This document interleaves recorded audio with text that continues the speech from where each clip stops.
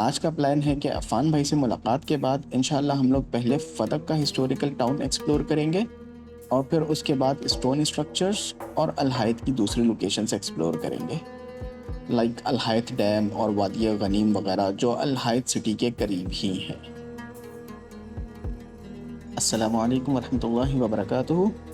2022 और 2023 वो 2 साल रहे हैं जिनमें मुझे सऊदीया के उन जगहों को एक्सप्लोर करने का मौका मिला जो काफ़ी अरसे से पेंडिंग थे। मसलन सितंबर 2022 में मुझे पहली बार एक दिन के लिए नजरान जाने का मौका मिला था। एक दिन में मेरी कुछ बहुत ज़्यादा एक्सप्लोरिंग तो नहीं हो सकी थी, but still I tried to make the most of my time. Najran में मैंने 2 जगह काफ़ी डिटेल में एक्सप्लोर की थी, जिनकी वीडियोस भी काफ़ी पहले पब्लिश हो चुकी हैं। उन वीडियोस को देखने के लिए आप मेरी नजरान वाली प्लेलिस्ट देख सकते हैं।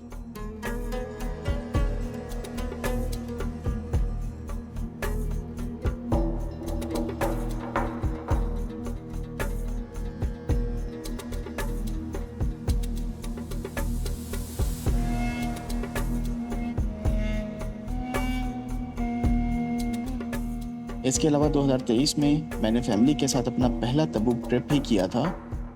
तबूक ट्रिप की फुल वीडियोस अभी तक पेंडिंग है, लेकिन इंशाल्लाह जल्द आपको वो सारी वीडियोस देखने को मिलेंगी, क्योंकि मैं उन वीडियोस के ऊपर अभी तक काफ़ी तफसीली काम कर रहा हूँ।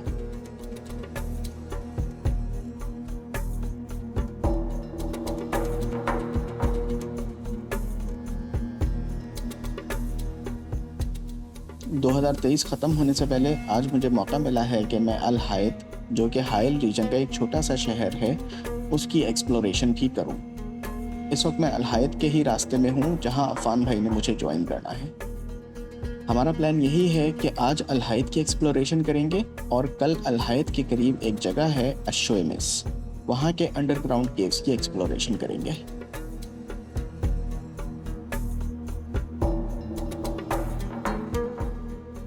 अल-हायत में एक बार पहले भी आ चुका हूँ और मैं सिर्फ अल-हायत के स्टोन स्ट्रक्चर्स की 2 साइड्स ही एक्सप्लोर कर सका था।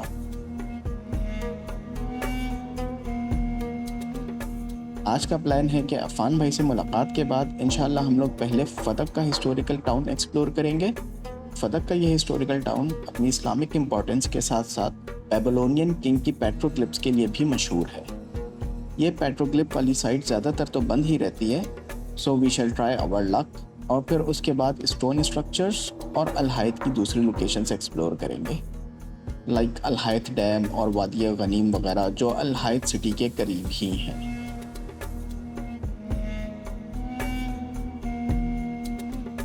अल-हायत के रास्ते में ये मेरा तीसरा स्टॉप है।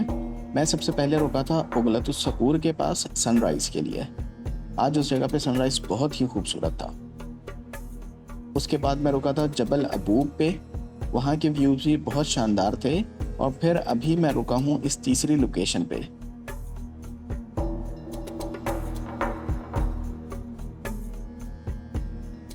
ये भी जबल अबूब का ही एक हिस्सा है, लेकिन उसकी बैक साइड है।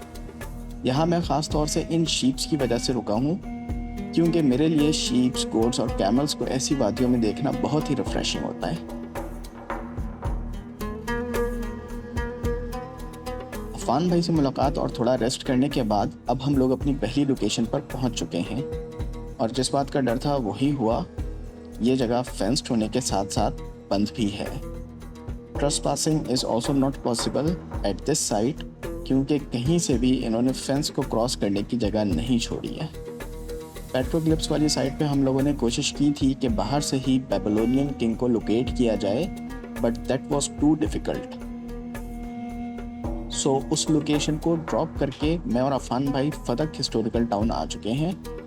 अफ़ान भाई अंदर हिस्टोरिकल टाउन की वीडियोस बना रहे हैं और मैं एरियल शॉट्स ले रहा हूँ, क्योंकि हिस्टोरिकल टाउन के अंदर की वीडियोस मैं लास्ट ईयर अपने ट्रिप में पहले भी बना चुका हूँ, लेकिन इस हिस्टोरिकल टाउन की वीडियो भी मैंने पहले पब्लिश नहीं की थी, और अभी जो वीडियो बना रहा हूँ इसके बारे में भी कुछ पता नहीं है कि ये कब पब्लिश होगी।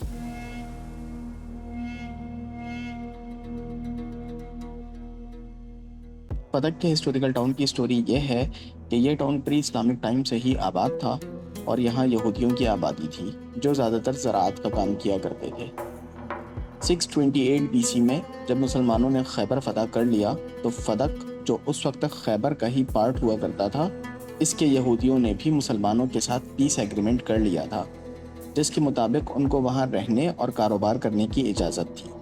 लेकिन बदले में उन्होंने जजिया देने और फदक की आधी ज़मीन मुसलमानों को देने की ऑफ़र की थी, जो रसूलुल्लाह सल्लल्लाहु अलैहि वसल्लम ने कबूल कर ली थी, और यूं फदक बगैर किसी जंग के मुसलमानों के हाथ आ गया था। और कुरान में ऐसी प्रॉपर्टी को फ़ै कहा गया है, जो कि रसूलुल्लाह सल्लल्लाहु अलैहि वसल्लम की पर्सनल प्रॉपर्टी में शुमार की जाती थी। आप सल्लल्लाहु अलैहि वसल्लम की वफ़ात के बाद इस प्रॉपर्टी पे हज़रत फ़ातिमा और हज़रत अबू बकर सिद्दीक़ रज़ियल्लाहु तआला अन्हु के दरमियान एक डिस्प्यूट हुआ था, जिसे इस्लामिक हिस्ट्री में फदक डिस्प्यूट के नाम से जाना जाता है। I will not go in more details of this issue, क्योंकि मेरा वीलॉग उससे मुताल्लिक बिल्कुल नहीं है, बल्कि मैं आपको सिर्फ एक ऐसी जगह की सैर करवाने तक महदूद रहूँगा जो कभी रसूलुल्लाह सल्लल्लाहु अलैहि वसल्लम की प्रॉपर्टी हुआ करता था।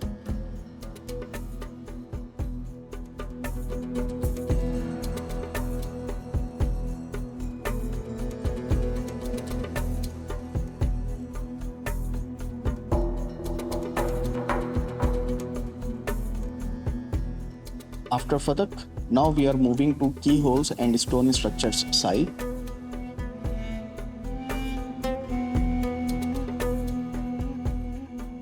कीहोल्स तो फदक के ऊपर वाली साइड पे ही हैं, जहां इस वक्त हम लोग पहुंच भी चुके हैं, लेकिन स्टोन स्ट्रक्चर्स के लिए हमें सिटी से बाहर जाना होगा। ये स्टोन स्ट्रक्चर्स मैं एक बार पहले भी एक्सप्लोर कर चुका हूं, but I would like to go there once again.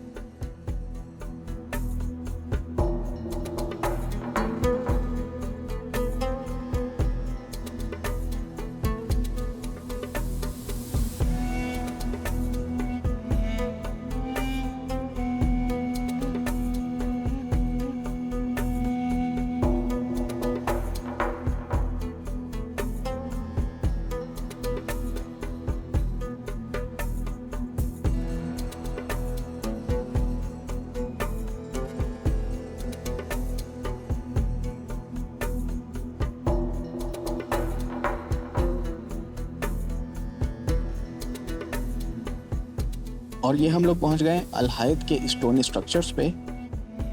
अगर मैं ये कहूँ कि सऊदी अरेबिया में सबसे ज़्यादा स्टोन स्ट्रक्चर्स अल-हायत और खैबर सिटीज़ में हैं, तो ये बिल्कुल गलत नहीं होगा। बिलाशुबा ये दो सिटीज़ स्टोन स्ट्रक्चर्स के हवाले से जन्नत हैं। You don't need to go off road और deep into valleys to explore such structures. हम लोग अभी अपनी पहली स्टोन स्ट्रक्चर्स की साइट पे आए हैं, जहां सऊदी अरेबिया के तवील तरीन स्टोन स्ट्रक्चर्स में से एक लोकेटेड है। वैसे अगर आपको इन स्टोन स्ट्रक्चर्स की हिस्ट्री नहीं पता, तो मैं बताता चलूँ कि इन स्टोन स्ट्रक्चर्स के मुतालिक कोई कंफर्म्ड इंफॉर्मेशन अभी तक अवेलेबल नहीं है कि ये कब और क्यों बनाए गए थे। इन स्ट्रक्चर्स की रेडियो कार्बन स्टडी के बाद रिसर्चर्स ने ये रिजल्ट कंक्लूड किया था कि ये स्ट्रक्चर्स हज़ारों साल पहले यहाँ के नोमैडिक ट्राइब्स ने बनाए थे। क्यों बनाए थे, इसके मुतालिक डिफरेंट ओपिनियंस हैं। कुछ रिसर्चर्स का कहना है कि ये स्ट्रक्चर्स जानवरों को रखने के लिए इस्तेमाल होते थे। वहीं कुछ और लोगों का मानना है कि ये बरियल साइट्स हैं। इन्हीं में से बाज़ रिसर्चर्स का ये भी मानना है कि ये एंशियंट हाईवेज या रोड नेटवर्क्स होते थे, जो कि एंशियंट टॉम्ब्स तक जाने के लिए बनाए जाते थे। कुछ रिसर्चर्स का ये भी मानना है कि ये सेक्रेड एनिमल्स की बरियल साइट्स हैं। शायद हज़ारों साल पहले यहाँ पर ऐसे लोग आबाद हों जो जानवरों की पूजा किया करते हों, और अपने जानवरों को मरने के बाद जिनकी वो पूजा किया करते थे, इन्हीं बरियल साइट्स में दफन कर दिया करते हों। ये स्टोन स्ट्रक्चर्स ग्राउंड लेवल से इतने प्रोमिनेंट नहीं होते जितने एरियल व्यूज़ में नज़र आते हैं।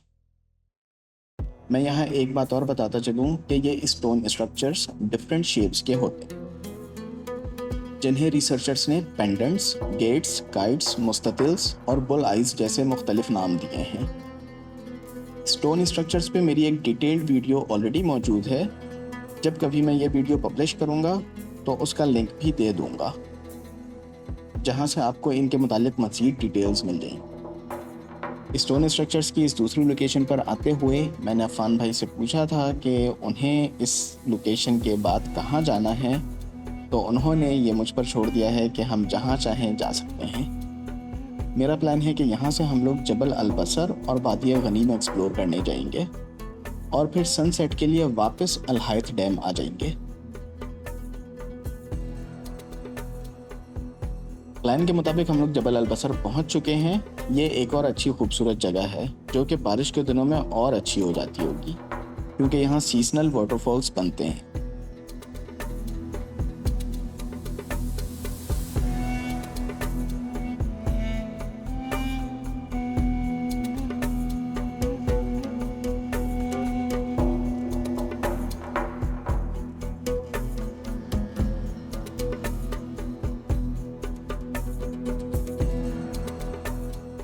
यहाँ के रॉक्स की भी बड़ी अच्छी फॉर्मेशंस हैं।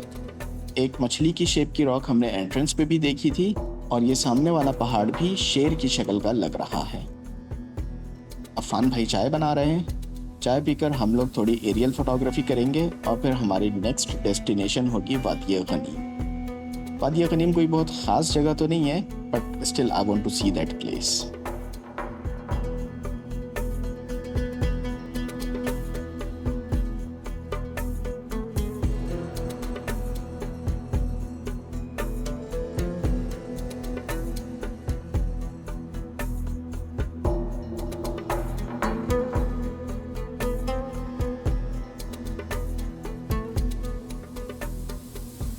मैं समझ रहा था कि वादिया गनीम का रोड से कोई रास्ता होगा, लेकिन ऐसा नहीं है।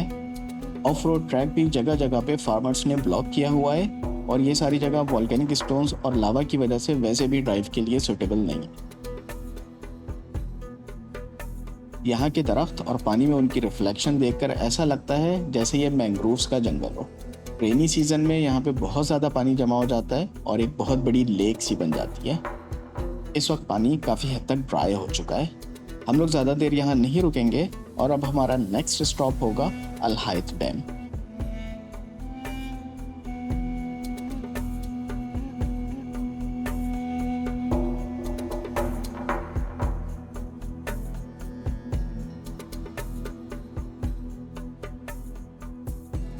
ये है अल-हायत डैम का रास्ता, जो कि वैसे तो आसान है, लेकिन इन वॉल्केनिक स्टोन्स ने इसको काफ़ी ख़तरनाक बना दिया है, जिसकी वजह से यहाँ पे ड्राइव करना भी काफ़ी मुश्किल है। और शायद यही वजह है कि यहाँ बहुत ही कम लोग आते हैं। डैम की बात की जाए तो डैम काफ़ी बड़ा है और इस वक्त भी इसमें काफ़ी पानी मौजूद है। चूँकि रास्ता बहुत ज़्यादा ख़राब था, इसलिए मैं अपनी गाड़ी पूरी डैम तक नहीं लेकर आया हूँ और अब वैसे भी सनसेट हो चुका है, तो हमें यहाँ से निकलना होगा क्योंकि यहाँ अंधेरा होने लगा है और हमें गाड़ी तक वॉक करके जाना है।